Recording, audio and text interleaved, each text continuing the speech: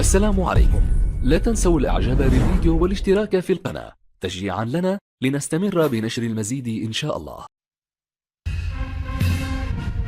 نادي ضباط الحرس الملكي ووصول صاحب السمو الملكي ولي العهد الأمير مولاي الحسن، حيث تقدم للسلام على سموه الفريق أول المفتش العام للقوات المسلحة الملكية قائد المنطقة الجنوبية، قبل أن يستعرض سموه تشكيلة من فوج المقر العام أدت التحية. وتقدم للسلام على صاحب السمو الملكي ولي العهد الأمير مولاي الحسن الوزير المنتدب لدى رئيس الحكومة المكلف بإدارة الدفاع الوطني السيد عبد اللطيف لودي، والفريق أول محمد هرمو قائد الدرك الملكي، واللواء عز الدين خالد رئيس المكتب الثالث بالقيادة العامة للقوات المسلحة الملكية، والفريق عبد العزيز شاطر قائد الحرس الملكي، والعميد جمال الصادقي القائد المنتدب للحامية العسكرية لتطوان شفشاون.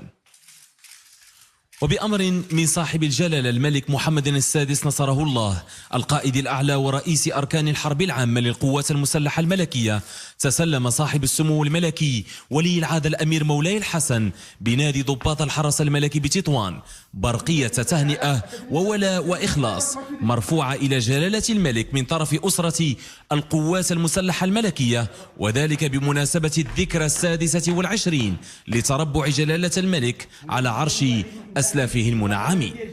الله يبارك في عمر سيدي.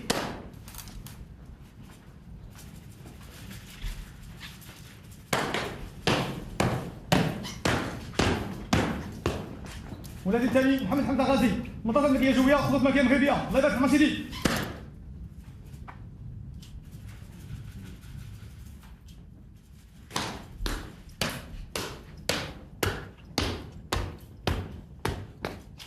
ولادي الثاني البحري محجوبي محمد ياسين مدرسة الملكية البحرية. الله يبارك في عمر سيدي. وجدد الضباط وضباط الصف وجنود القوات المسلحة الملكية في برقية الولاء المسلمة إلى صاحب السمو الملكي ولي العهد الأمير مولاي الحسن من طرف الفريق أول المفتش العام للقوات المسلحة الملكية قائد المنطقة الجنوبية محمد بريط، التأكيد على تشبثهم المتين بقائدهم الأعلى وبأهداب العرش العلوي المجيد. الله يبارك في عمر سيدي.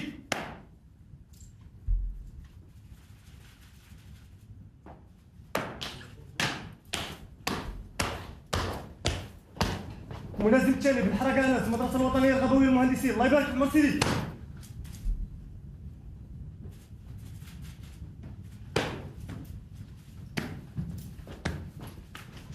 عمي الشرطة حمزة منتصر مع الملكي الشرطة. الله يبارك في عمر سيدي. إثر ذلك استقبل صاحب السمو الملكي ولي العهد الأمير مولاي الحسن الضباط الأوائل على دفعتهم خريجي المدارس والمعاهد العليا العسكرية وشبه العسكرية.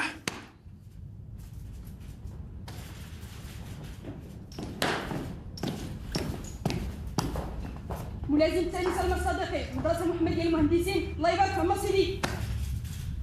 مدارس ومعاهد عليا عسكرية وشبه عسكرية، مؤسسات تعتمد على جودة التكوين وتجعل العنصر البشري قطب الرحى، وذلك من أجل أن تبقى القوات المسلحة الملكية محافظة على قيمها الأصيلة وتقاليدها العريقة، قادرة على تأدية مهامها النبيلة في أحسن الظروف، معتمدة في ذلك على أفواج من الأطر الوطنية والكفاءات العسكرية من ضباط وضباط صف وجنود مؤهلين لأداء مسؤولياتهم بمهارة واقتدار.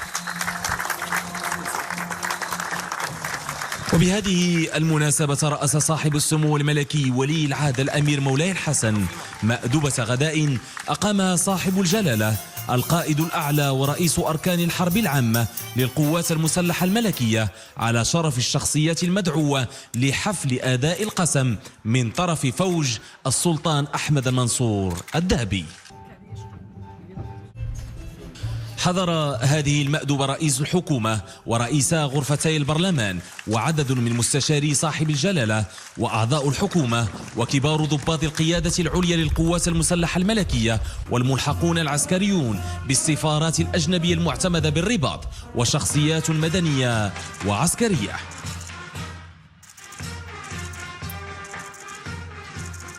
ولدى مغادرته نادي ضباط الحرس الملكي بتطوان استعرض ولي العهد سمو الأمير مولاي الحسن تشكيلة من فوج المقر العام أدت التحية.